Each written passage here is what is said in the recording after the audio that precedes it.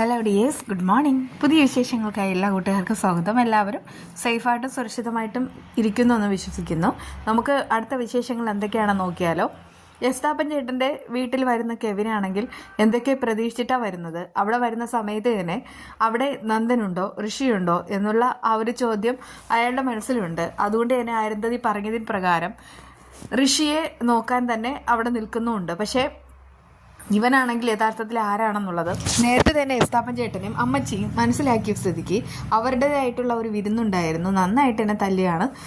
നല്ല തല്ല് കിട്ടുന്ന സമയത്താണ് താൻ ശാരികയെ വിവാഹം കഴിക്കാൻ പോകുന്ന കാര്യങ്ങളെല്ലാം അവനിങ്ങനെ തുറന്നു പറയുന്നത്. അവർക്കറിയാമല്ലോ ഇവൻ്റെ അവർ നിഗളിപ്പും ശാരിക അവനെ പറ്റിക്കുകയാണെന്നും. അതുകൊണ്ടൊക്കെ തന്നെ അയ്യോ മോനെ, അയ്യോ ഞങ്ങളൊന്നും അറിഞ്ഞില്ലായിരുന്നു എന്നൊക്കെ ഇങ്ങനെ പറഞ്ഞിട്ട് വീണ്ടും ആശ്വസിപ്പിക്കുന്നുണ്ട്. പക്ഷേ അമ്മച്ചിയാണെങ്കിൽ ആ സമയത്ത് തന്നെ ഉടൻ ദേവിയെ വിളിച്ചിട്ട് നടന്ന കാര്യങ്ങൾ പറയുന്നുണ്ട്. ഇനിയിപ്പോൾ നന്ദേട്ടൻ്റെ അടുത്തെത്താനായിട്ട് നമുക്കിനി അധിക ദൂരം ഇല്ല എന്നാണ് ശാരികയും പറയുന്നത്. അത്രമാത്രം കോൺഫിഡൻ്റ് ഉണ്ട്. കാരണം ഇതൊക്കെ ഒരു ട്രാപ്പാണെന്നുള്ള കാര്യം അവർക്ക് മനസ്സിലാവാണ്. ഋഷിയാണെങ്കിൽ അവിടെയുള്ള ഗുണ്ടയുടെ കയ്യിൽ നിന്ന് ഫോൺ എടുത്തിട്ടാണല്ലോ അമ്മയെ വിളിച്ചത്. അതുകൊണ്ടത് തന്നെ മകൻ ജീവനോടെ ഉണ്ടെന്നുള്ള കാര്യം അരുന്ധതിക്ക് അറിയാമെങ്കിലും എവിടെയാണെന്ന് അറിയില്ല. പക്ഷേ എസ്താപ്പിൻ്റെ കയ്യിലാണെന്നുള്ള കാര്യമാണ് അവർ വിശ്വസിച്ച് വെച്ചിരിക്കുന്നത്. അതുകൊണ്ടൊക്കെ തന്നെ മകനോട് സംസാരിക്കണം എന്നൊക്കെ പറയുന്നുണ്ടെങ്കിലും അത് നടക്കുന്നില്ല. അത് അങ്ങനത്തെ കാര്യം. എന്നാൽ ഋഷിയെ ഇടിച്ച് പഞ്ചറാക്കി ആ പ്രകാശനം ഇട്ടിരിക്കുകയാണ്. എന്നിട്ട് പറയുന്നുണ്ട്, ഇവിടെ നിനക്ക് ഒറ്റയ്ക്കിരിക്കാൻ ബുദ്ധിമുട്ടാണെങ്കിൽ നമുക്ക് ഒരിടത്തേക്ക് പോകാം. അങ്ങനെ നന്ദനും ഈ പ്രകാശൻ തമ്മിൽ പൊരിഞ്ഞ വഴക്ക് നടക്കുകയാണ്.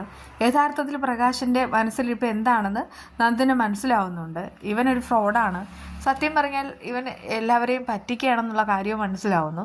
അതുകൊണ്ടൊക്കെ തന്നെ വളരെയധികം ദേഷ്യത്തിൽ തന്നെ ഇപ്പോൾ നന്ദ പെരുമാറുന്നുണ്ട്. നന്ദനോട് ഒറ്റയ്ക്ക് നിൽക്കാൻ പേടിയുണ്ടെങ്കിൽ ഒരാളെ കൊണ്ടുവരാമെന്ന് പറഞ്ഞിട്ട് അവിടേക്ക് കെട്ടി വലിച്ചിഴച്ച് ആ ഋഷിയെ കൊണ്ടുവരികയാണേ. ഒരാളവിടെ കൊണ്ടുവന്ന സമയത്ത് നന്ദൻ അങ്കലാപ്പോടുകൂടെ നോക്കുന്നുണ്ട്. ആരാണെന്നുള്ള ഒരു ആകാംക്ഷ മനസ്സിലുണ്ട്. മുഖം മൂടി വെച്ചിട്ടുണ്ട്. അതിങ്ങനെ എടുത്ത് മാറ്റുന്ന സമയത്താണ് ഋഷിയാണെന്നുള്ള കാര്യം മനസ്സിലാവുന്നത്. ഋഷിയെ കണ്ടിട്ട് പ്രേതത്തെ കാണുന്നത് പോലെ നന്ദൻ ഇങ്ങനെ ഞെട്ടിപ്പിടങ്ങി നോക്കുകയാണ്. ആ സമയത്ത് തന്നെ അത് പ്രേതാണോ മനുഷ്യനാണോ എന്നുള്ളൊരു പേടിയുണ്ട്. നിലവിളിക്കാനാണ് നന്ദന് തോന്നുന്നത്. ഇത് മരിച്ചിട്ടില്ല, ഇത് ജീവനുള്ള ആൾ തന്നെയാണെന്ന് പറഞ്ഞിട്ട് പ്രകാശൻ കാര്യങ്ങളെല്ലാം അവതരിപ്പിക്കുന്നുണ്ട്. ഇതുവരെ ഋഷി തന്നെ കബളിപ്പിക്കുകയാണ് എന്നുള്ള കാര്യവും നന്ദന് മനസ്സിലാവാണ്. ഇവിടെ ഒരു വെടിക്ക് 2 പക്ഷി എന്ന വണ്ണം രണ്ടുപേരെയും കൊല്ലാനാണ് പ്രകാശൻ്റെ നിയോഗം. എന്നാൽ എങ്ങനെയാണെന്നുള്ളതൊന്നും അവന് പ്രത്യേകിച്ചൊന്നും പറയുന്നതുമില്ല. പക്ഷേ ഇതിൻ്റെ പിന്നിൽ മറ്റൊരാളുണ്ട്. അല്ലാതെ പ്രകാശന് രണ്ടുപേരോടും പ്രത്യേകിച്ച് പക തോന്നാൻ ഒരു കാരണവും നമുക്കറിയില്ല. പ്രത്യേകിച്ചൊന്നും ഇല്ല താനും. ഇതിൻ്റെ പിന്നിൽ ഒരാളുണ്ട് ഉറപ്പാണ്. എന്നാൽ ഇവിടെ ഈ ഋഷിയും നന്ദനെ കാണുകയാണ്. നന്ദൻ ഇവിടെ കൊണ്ടുവന്നിരിക്കുന്ന കാര്യം ഋഷിക്കും അറിയില്ലായിരുന്നു. എന്തായാലും രണ്ടുപേരും പരസ്പരം കണ്ടുമുട്ടുന്നുമുണ്ട്. നീ എന്നൊക്കെ പറഞ്ഞിട്ട് നന്ദനാണെങ്കിൽ ദേഷ്യപ്പെടുകയാണ്. കാരണം ഇവൻ കാരണം ഒരുപാട് കാര്യങ്ങൾ അനുഭവിച്ചു. അതുമാത്രമല്ല ഈ ഋഷി പ്രേതമായിട്ടൊക്കെ കുറേ സമയം നന്ദൻ്റെ അടുക്കലേക്ക് വന്നിട്ടുണ്ടായിരുന്നു. അപ്പോഴൊക്കെ നന്ദനാണെങ്കിൽ പേടിച്ച് അലറി നിലവിളിച്ചിട്ടുണ്ട്. ഉറക്കം പോലും കിട്ടാത്ത ആ ഒരു ദിവസത്തെ പറ്റി ഓർത്തെടുക്കുകയാണ്. ഈ 2 ദിവസത്തിന് മുൻപാണ് ആ ഗുട്ട വന്ന് പറയുന്നത് ഈ പറയുന്ന ഋഷിയുടെ ആസ്തി കിട്ടിയെന്ന്. അതും എല്ലാം വിശ്വസിച്ചിരിക്കുകയായിരുന്നു. എന്തായാലും ഇതൊക്കെ കണ്ടിട്ട് നന്ദൻ കിളി പറന്നം പെട്ട് നിൽക്കുകയാണ്. ആ സമയത്ത് പ്രകാശം പറയുന്നുണ്ട്, നന്ദനാണെങ്കിൽ ഒറ്റയ്ക്ക് നിൽക്കാൻ ബുദ്ധിമുട്ടല്ലേ, അതുകൊണ്ടാണ് ഇവനെയും കൊണ്ട് ഞാൻ ഇങ്ങോട്ട് വന്നത്. ഇതിപ്പോൾ നിങ്ങൾ രണ്ടുപേരും തുല്യ ദുഃഖിതരാണ്. ഇനി രണ്ടുപേരും ഇവിടെ കഴിഞ്ഞോളൂ. ഇനി വേറെ പേടിക്കാനൊന്നുമില്ല. ആ സമയത്ത് ഋഷി പറയുന്നുണ്ട്, ഇവൻ എന്താ ഇങ്ങനെ? അപ്പോഴേക്കും നന്ദനെ ചോദിക്കുന്നുണ്ട്, ഈ ഋഷി എന്താ ഇവിടെ? ഇവൻ മരിച്ചു എന്നാണ് ഞാൻ കരുതിയത്. പ്രകാശം പറയുന്നുണ്ട്, ഇത് നിന്നെ പറ്റിച്ചതാണ്. അമ്മയും മകനും ചേർന്നിട്ട് നന്നായിട്ട് നിന്നെ പറ്റിച്ചു. ആ സമയത്ത് നന്ദൻ പറയുന്നുണ്ട്, എന്നിട്ടാണ് ഇവനെ കാണാനില്ല എന്ന് പറഞ്ഞിട്ട് ഇവൻ്റെ അമ്മ പലപ്പോഴായിട്ട് വീട്ടിൽ വന്നത്. അതുമാത്രമല്ല ഇവൻ പ്രേതമായിട്ട് അഭിനയിച്ച് എൻ്റെ മുന്നിൽ വന്നിട്ടുണ്ടായിരുന്നു. ഇതിൻ്റെ എല്ലാത്തിനും പിന്നിൽ ആരാണെന്ന് അറിഞ്ഞേ പറ്റൂ. എന്തിനായിരുന്നു എന്നോട് ഈ ചതി ചെയ്തത്? എൻ്റെ വീട്ടുകാരോട് എന്തിനാണ് ഈ ചതി ചെയ്തത് എന്നൊക്കെ ഇങ്ങനെ ചോദിച്ചിട്ട് നന്ദൻ അലറുകയാണ്. അപ്പോഴേക്കും ഋഷി ഒന്നും പറയാതെ മറ്റും നിൽക്കുന്നുണ്ട്. പ്രകാശം പറയാണ്, ഇവൻ ചെയ്തത് വലിയ തെറ്റൊക്കെ തന്നെയാണ്. പക്ഷേ ഇവനത് ഒരിക്കലും പുറത്ത് പറയില്ല. നന്ദനൊരു കാര്യം മനസ്സിലായില്ലേ, ഞാൻ ചതിക്കാനല്ല ഇങ്ങോട്ട് കൊണ്ടുവന്നത്. നിന്നെ യഥാർത്ഥത്തിൽ ചതിച്ചത് ഇവനൊക്കെ തന്നെയാണ്. അപ്പോഴേക്കും ഗവിൻ്റെയും ഇസബല്ലയുടെയും കാര്യങ്ങളെല്ലാം ആ സത്യങ്ങളെല്ലാം പുറത്ത് വരികയാണ്.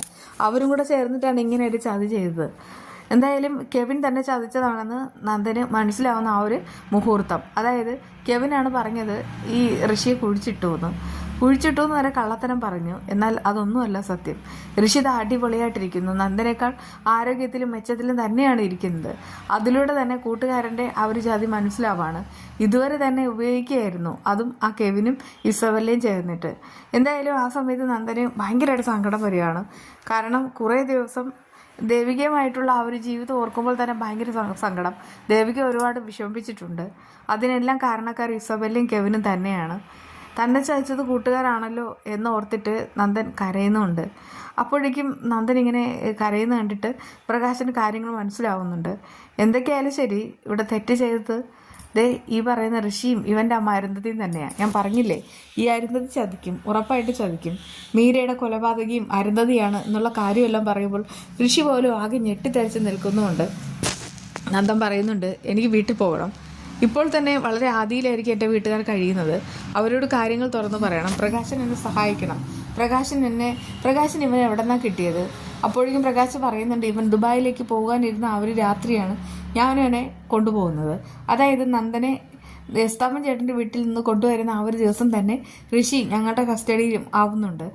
എന്തായാലും ഇപ്പോൾ നിങ്ങൾക്ക് സന്തോഷമായോ? ആ സമയത്ത് നന്ദൻ വളരെയധികം സന്തോഷം നോക്കുകയാണ്.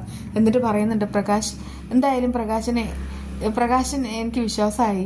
പക്ഷെ എന്തിനാണ് ഞങ്ങളവിടെ കൊണ്ടുവന്നതെന്ന് അറിഞ്ഞേ പറ്റൂ.